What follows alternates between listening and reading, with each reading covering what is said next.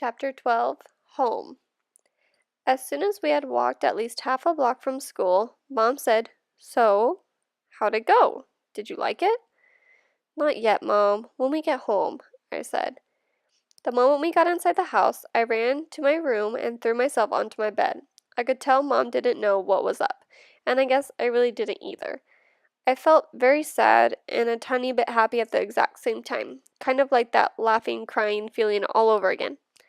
My dog, Daisy, followed me into the room, jumped on the bed, and started licking me all over my face. "Who's a good girlie?" I said in my dad voice. "Who's a good girlie?" "Is everything okay, sweetness?" Mom said. She wanted to sit down beside me, but Daisy was hogging the bed. "Excuse me, Daisy." She sat down, nudging Daisy over. "Were those kids not nice to you, Augie?" "Oh, no," I said, only half lying. "They were okay." "But were they nice? Mr. Tushman went out of his way to tell me what sweet kids they are." "Uh-huh," I nodded, but I kept looking at Daisy, kissing her on the nose and rubbing her ear until her back leg did that little flea scratch shake. "That boy Julian seemed especially nice," Mom said. "Oh, no, he was the least nice. I liked Jack, though. He was nice. I thought his name was Jack Will, but it's just Jack."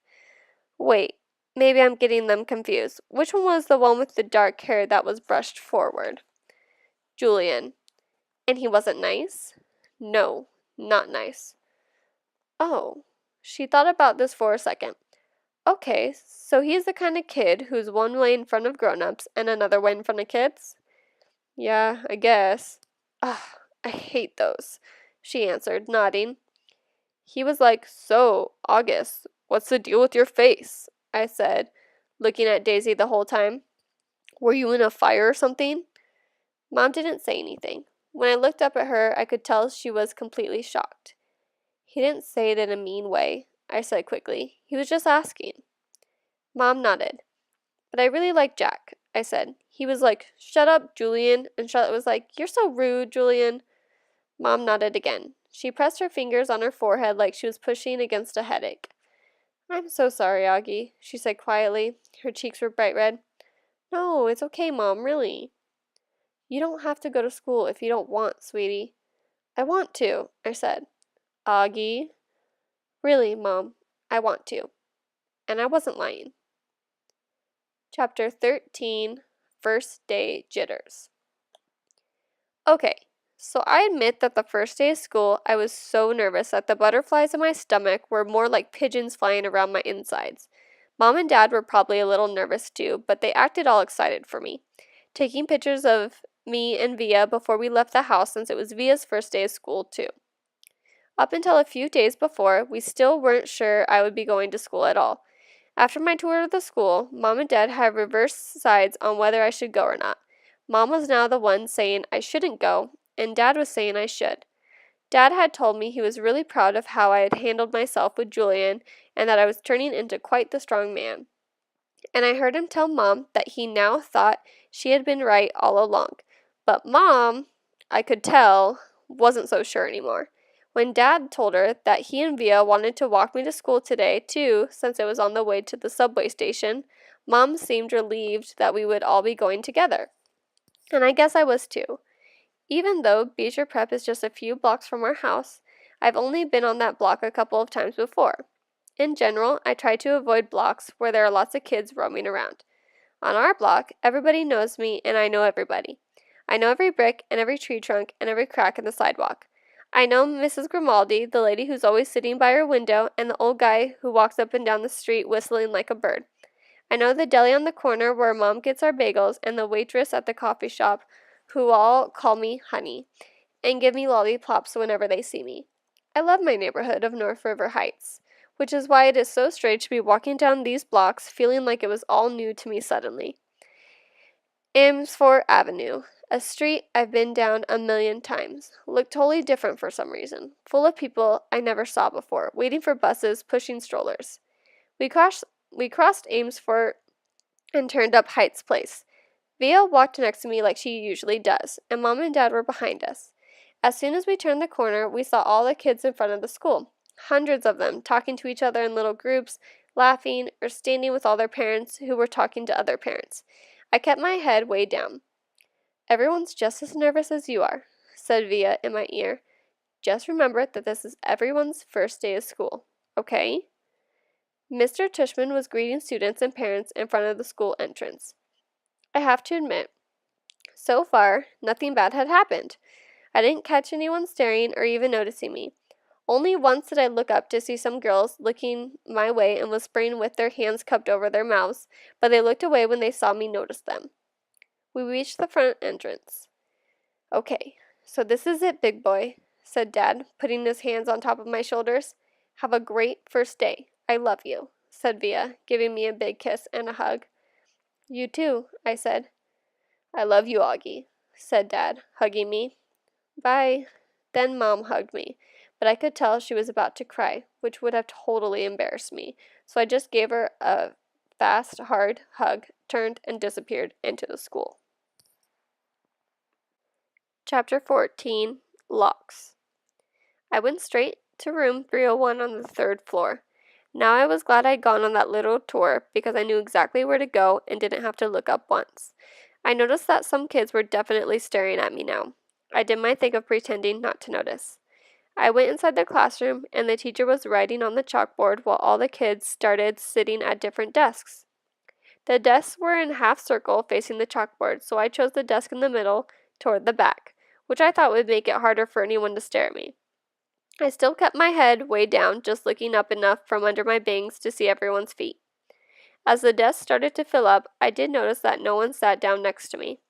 A couple of times someone was about to sit next to me, then changed his or her mind at the last minute and sat somewhere else. "Hey, August," it was Charlotte, giving me her little wave as she sat down at the desk in front of the class. Why anyone would ever choose to sit way up in front of the class, I don't know. "Hey," I said, nodding hello. Then I noticed Julian was sitting a few seats away from her, talking to some other kids. I know he saw me, but he didn't say hello. Suddenly, someone was sitting down next to me. It was Jack Will. "Jack." "What's up?" he said, nodding at me. "Hey, Jack," I answered, waving my hand, which I immediately wished I hadn't done because it felt kind of uncool. "Okay, kids, okay, everybody, settle down," said the teacher, now facing us. She had written her name, Miss Petosa, on the chalkboard. "Everybody find a seat, please. Come in," she said to a couple of kids who had just walked in the room. "There's a seat there and right there." She hadn't noticed me yet. "Now, the first thing I want everyone to do is stop talking and—" She noticed me. "Put your backpacks down and quiet down." She had only hesitated for a millionth of a second, but I could tell the moment she saw me. Like I said, I'm used to it by now. "I'm going to take attendance and do the seating chart," she continued, sitting on the edge of her desk. Next to her were 3 neat rows of accordion folders. "When I call your name, come up and I'll hand you a folder with your name on it. It contains your class schedule and your combination lock, which you should not try and open until I tell you to. Your locker number is written on the class schedule. Be forewarned that some lockers are not right outside of this class, but down the hall, and before anyone even thinks of asking, no, you cannot switch lockers and you cannot switch locks.